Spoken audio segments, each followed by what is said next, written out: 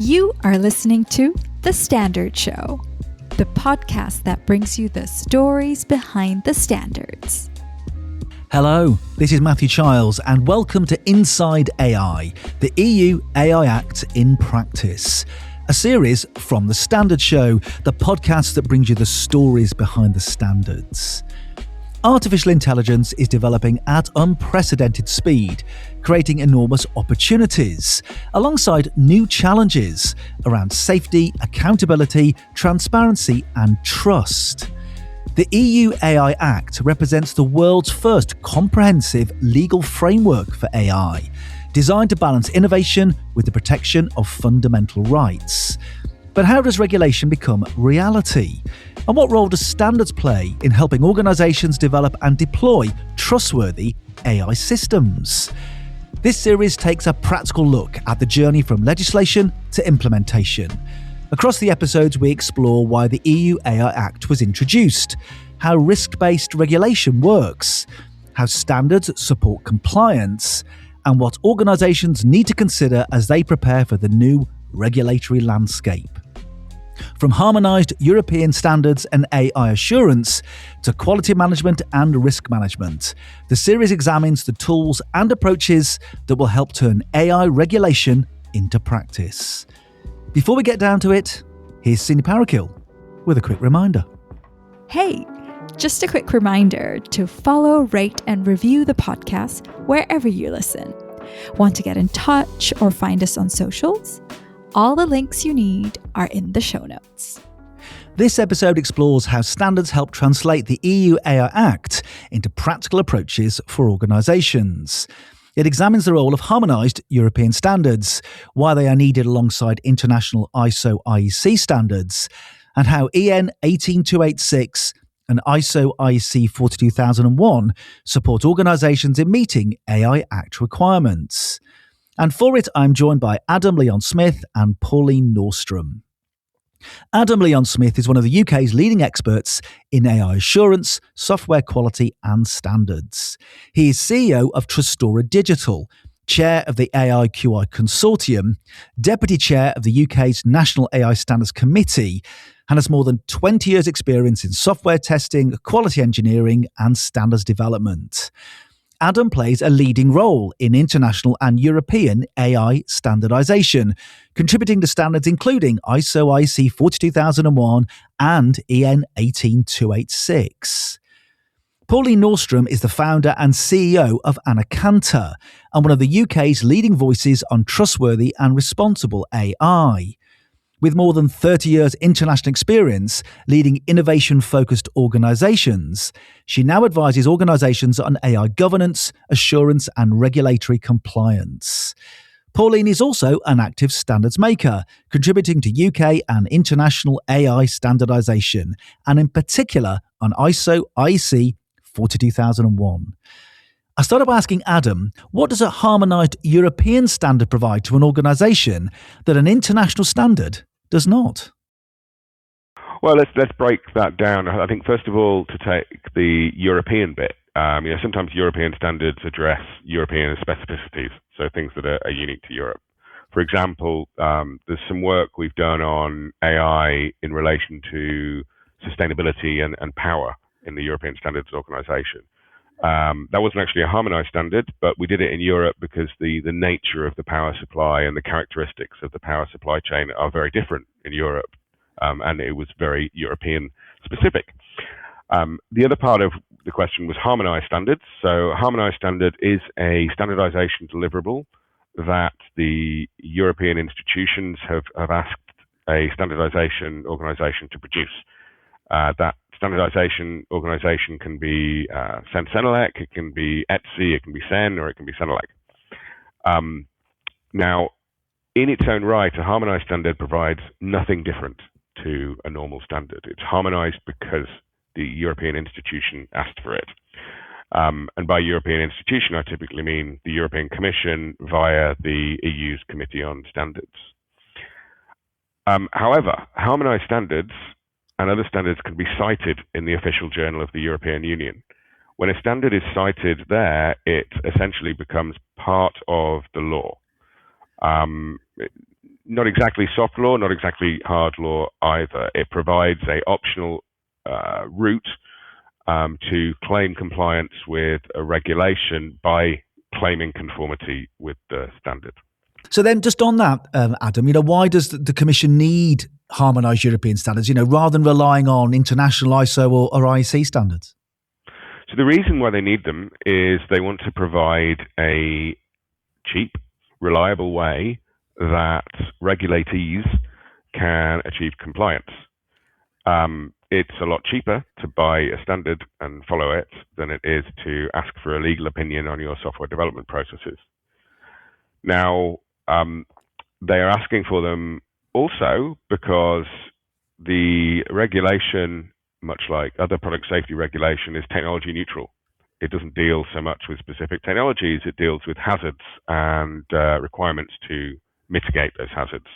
And standards, although they're often criticized for being slow, standards move faster than legislators, and the standardization community is better equipped to write technical content rather than elected officials. That said, there is also close oversight by the European Commission and lots of other actors on the process to make sure that it is, in fact, within the spirit of the law. To come to the second half of the question, which is why can't we just rely on ISO and IEC standards? Well, there's a number of reasons. So firstly, international standards until recently have largely focused on providing guidance and informative content about artificial intelligence because it has been a rapidly developing area. So it's hard to standardize things in a standards room when people don't agree between themselves in industry. So you have to get some kind of degree of consensus at an industry level before there's any point doing standardization. Now, because of the nature of those international standards being guidance, you can't rely on them for legal claims. You can only use a requirement, which uses the word shall in a requirements document. You can only ensure that requirements have in fact been complied with. You can't check someone's complied with recommendations or examples. So Europe knew it needed to build a lot of standards that were suitably prescriptive in order to pass the checks, the legal checks that the European Commission are mandated to perform. Another example is international standards tend to want to leave plenty of room for organizations to apply their own risk appetite, for example. And that's specifically not permitted in harmonized standards that provide presumption of conformity. Arbitrary decision-making by the AI provider isn't permitted. So it's quite a different type of standardization. But I would also say that there is quite a number of international standards that are referenced from the European standards. And we can talk more about that later because that tries to maintain international technical coherence at the technical level. You mentioned presumption of conformity, Adam. How does that work, and why is it important for organisations seeking to comply with the AI Act? So the presumption of conformity applies to the subclauses of the different standards. It's quite interesting. Once you purchase a harmonised standard, you will see in the back an Annex Z, usually an Annex ZA. And this tells you the relationship between the European standard and the requirements of the regulation aimed to be covered. So if I open one, I've got one open in front of me, it says the standard, if you conform with subclause 8.9.2 of the standard, you can claim presumption of conformity with Article 11.1 first sentence. And then there's a remark on it saying, giving some caveats. And for every subclause of the standard, I can map exactly to which sentence or part of a legal article I'm able to claim presumption of conformity with. And it's modular. So maybe there's one subclause of the standard that really doesn't work for me. I can decide not to comply with that subclause, but I'm not then able to use the legal presumption of conformity. If you are, then that's great. And you can simply point any regulatory enforcement bodies or notified bodies to your conformance with that standard, and they know that it complies with the law. So it's very powerful. It is rebuttable. So that means that somebody can take you to court saying the standard doesn't actually meet the law. It is something member states can make objections on as well as part of the standards development process. And it's also not protection if market surveillance authorities determine that the product is actually posing a serious risk.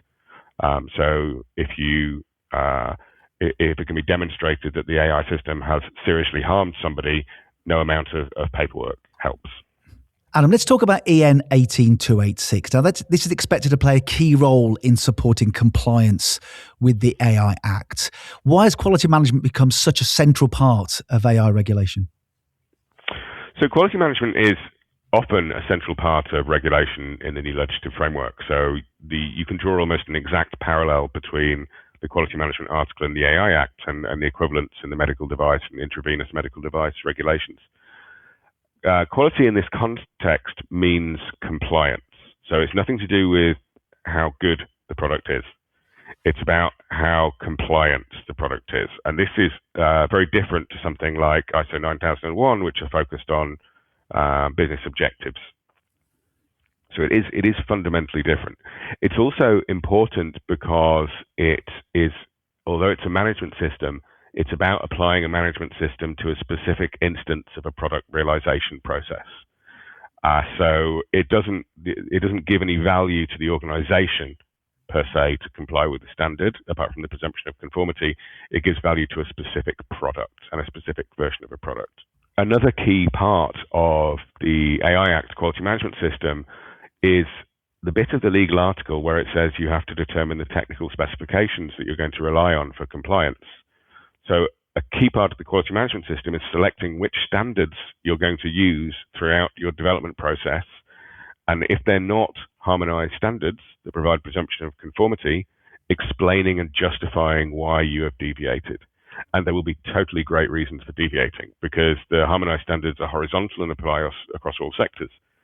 There will be some sectors where they develop their own sectoral state-of-the-art and standards for their sector and for their use cases, and that should absolutely be relevant, even if it's not a harmonized standard. Another key part of the quality management system is ensuring the risk management system is in place, which is very, very important, and the risk system plays a role in achieving compliance with many of the key articles of the AI Act. And then finally, it covers some key topics about products on the market. So post-market monitoring. So again, this is a concept from medical known as post-market surveillance there. And it's about ensuring ongoing compliance for AI systems that have been placed on the market or put into service.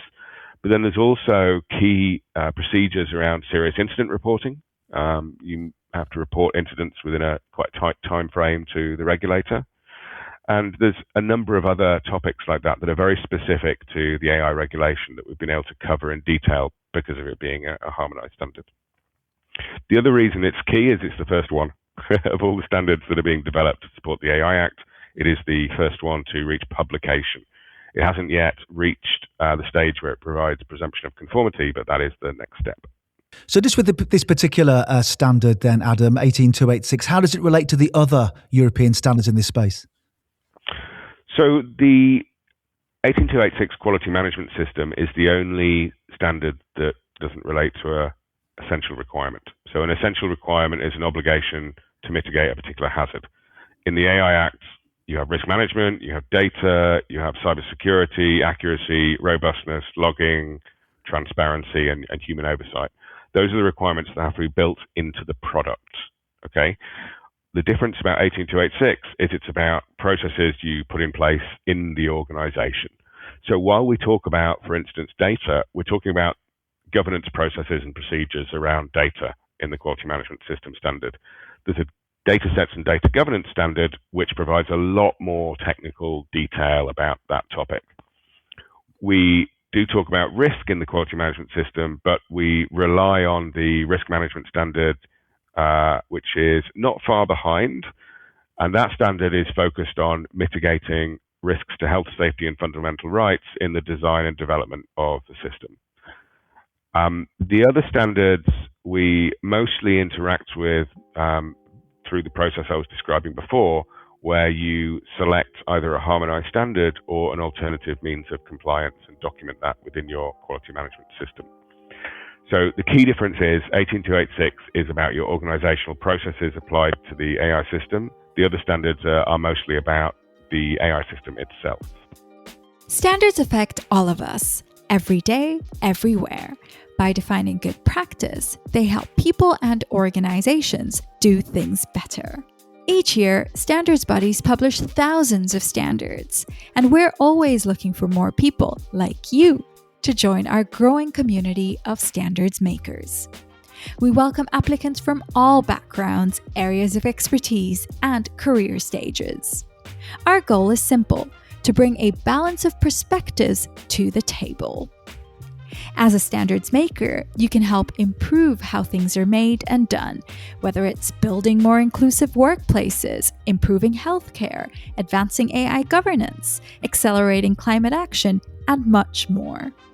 If you want to make a difference and help shape the world through standards, start your standards making journey today. Details on how to get involved are in the show notes. Now, we've been talking about EN 18286, Quality Management System for EU AI Act regulatory purposes. But many organisations are adopting or certifying to another important AI standard, ISO IEC 42001, AI Management Systems. So how do these two standards fit together? I put that issue to Pauline Nordstrom, founder and CEO of Anacanta and standards maker in the field of AI standards. I asked Pauline, how does EN 18286 relate to ISO IEC 42001, and why is understanding the relationship between the two so important? Yeah, I think this is a really good question because there's lots of debate and confusion about whether one interchanges with the other and how they actually relate. And certainly the organisations we speak to ask the question, should we even, commit to 42001 if there's this European standard that does things? And I think it's really important to appreciate that ISO 42001 is a standard that works across an entire organisation's functions and is often described as a governance standard. So for an organisation that is developing or using AI, this will touch every single function and help them plan how they're going to use the AI, what they're going to do about that use case, how they manage risk, how they then respond, how they then review.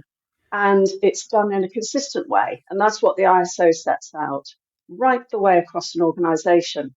Now, in terms of how 42001 relates, so 42001 can be certified if organisations go for certification, which is a real mark of quality and arguably a mark of trust in the way that organisation develops and uses AI, regardless of the jurisdiction.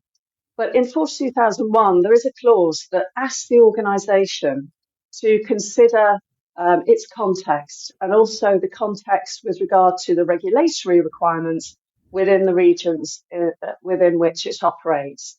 And as part of preparation for 42001, an organisation would be looking at, well, we're selling to Europe, we're developing or we're using in Europe, and therefore we need to look and see whether any of the European regulations actually are important to our organisation. The obvious one, which originates in Europe, is GDPR.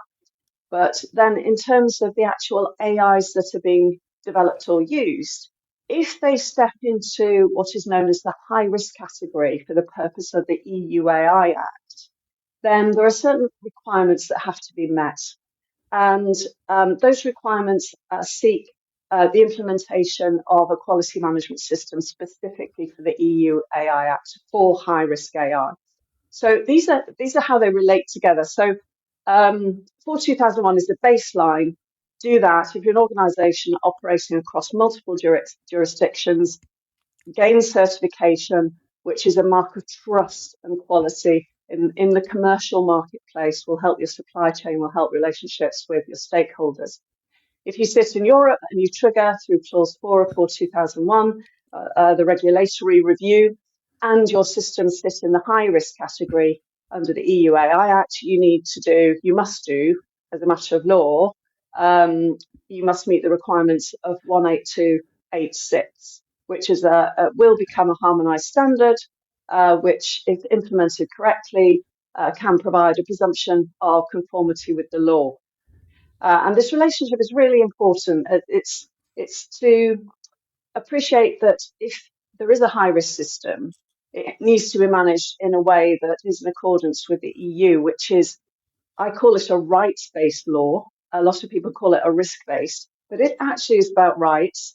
So high risk is stepping into potential harm to the health, safety, and fundamental rights of individuals, which is a different approach, arguably, to that of 42001, which is organisational and centric around the context of what that organisation is doing in its marketplace with its customers and so on.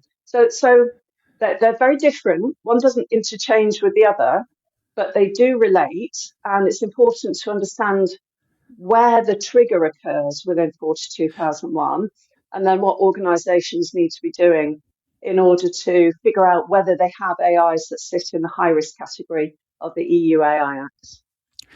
Just on that then, just pushing it further from a practical perspective, how should organisations then think about the two standards working together? Are they alternatives? Are they complementary? Or as you're sort of saying, they're serving different purposes entirely? I wouldn't say that they're alternatives. Although if you're operating in Europe, and I use the word operating as a broad term to encompass providers, to encompass deployers and the supply chain, you have to comply with the law if you are selling or deploying high-risk AI. So you can't substitute in Europe. You can't substitute 18286 for 42001 and say you're complying with the law. But if you swap those two paradigms around, and I'll explain this because the devil's in the detail here, 42001 will work and it's accepted as an international standard everywhere. And it can be certified, which is really valuable to a commercial organisation. So that there are compelling reasons to do 42001. I wouldn't be thinking about dropping in 18286 and saying, hey, we've got 18286, and that would be accepted everywhere worldwide. That is where we're stepping into territory where it's not going to be accepted in reality, because first, 18286 doesn't necessarily come with a certificate, whereas 42001 does. And in terms of the applicability of 18286, it is only for high-risk AI. So I would say, is it an alternative? Definitely not, although you do have to comply with the law if you're in the high-risk category. Complementary, arguably, yes. But I would suggest that serving different purposes is probably where we're sitting with this. And the way that is different is in terms of the context of risk. If I were to simplify a vast body of law and standards and application into one point. So in terms of looking at the assessment of risk, a commercial organisation will look across the risks, maybe existential risk to its ongoing trading performance and position. And a reputational problem could cause an issue for an organisation, which could result in losing customers and so on. And there'd be a compelling reason to do something about building trust with the supply chain through 42001. In the EU AI Act and the high risk category in 18286, risk is less blurry. So risk is very clearly defined, and arguably it's binary. So you're either harming or you're not, and that harm is health, safety, or fundamental rights, which is not about the organisation. It's not about commercial. It's not about looking at how the organisation can grow and be profitable and all the commercial considerations, and to avoid harming the stakeholders, and residual risk. There's no concept of residual risk in 18286. So I think in terms of serving different purposes, that probably answers that question. In terms of how they're complementary, you could argue that implementing 18286 together with 42001 would prepare an organisation if their AI system stepped into high risk for some reason. And why not? Why not do something that's better? And there is another subtle point in here. In Europe, the standard, the high risk requirements only apply if you're in a high risk category. Everything that isn't high risk or doesn't actually have to meet the requirements of Article 50, which is transparency, they are classified as, obviously GDPR is going to come into play here, that's a baseline regulation, but there's no actual legal requirement to do anything other than meet the AI literacy requirements under Article 4, which are measures to be put in place. The Digital Omnibus altered the requirements slightly. So for an organisation selling into Europe, and they're not in high risk or transparency, other than literacy, they have no mark of proof of trust. So from that perspective, for all those what are categorized not in law but by description minimal risk systems, 42001 is actually complementary because it provides that certifiable baseline and a potential platform to move into high risk if that situation were to occur. Obviously, we have the international standard, the ISO IEC 42001, AI management system standard. What is missing from that particular standard that EN 18286 adds? Well, 18286 provides a more prescriptive approach, which is necessary for a standard that is used for regulatory compliance. It also provides a number of content areas that are very specific to the EU market. I mentioned post-market monitoring. I mentioned serious incident reporting. There's also procedures around substantial modifications, which is when you change your AI system so much it has to be conformity assessed again. And indeed, there is also other content about conformity assessment. But the biggest change is really the focus on the product. The majority of the standard is focused on the product realization process as opposed to organization level processes. So Adam, just sticking with this sort of European international angle, how do the European AI standards developed through CEN and CENELEC, how do they work alongside the international standards developed through ISO and IC? That's a really great question. And it's not always well understood, the answer to that question. So I'm really glad you asked. So I'll take two example areas where CEN CENELEC determined that, or CEN CENELEC's national bodies and experts determined that there weren't sufficient experts to do all the technical work, and that some of the technical work was actually international in nature. The first area of that is logging. So what happened was CEN CENELEC launched two projects, a standard which it asked ISO IEC to lead through parallel development, which defined logging for AI systems generally. And that covers all the concepts of logging, how it interacts with monitoring. It covers all the different event types that you might want to log. And that standard is at FDIS stage at the moment, final draft international standard. It's ISO IEC 24970. The other project was what's called a homegrown EN, a European norm, and that wraps that international work into the European law. So it says, here are the legal concepts that you need to think about, because the AI Act outlines 5 specific goals for logging. And it said, this is how you should interact with the risk process to understand what to log. And it normatively references the ISO IEC companion standard. So you have a very short European standard that provides the wrap around the international standards to make sure it can achieve presumption of conformity and pass all the Commission's checks.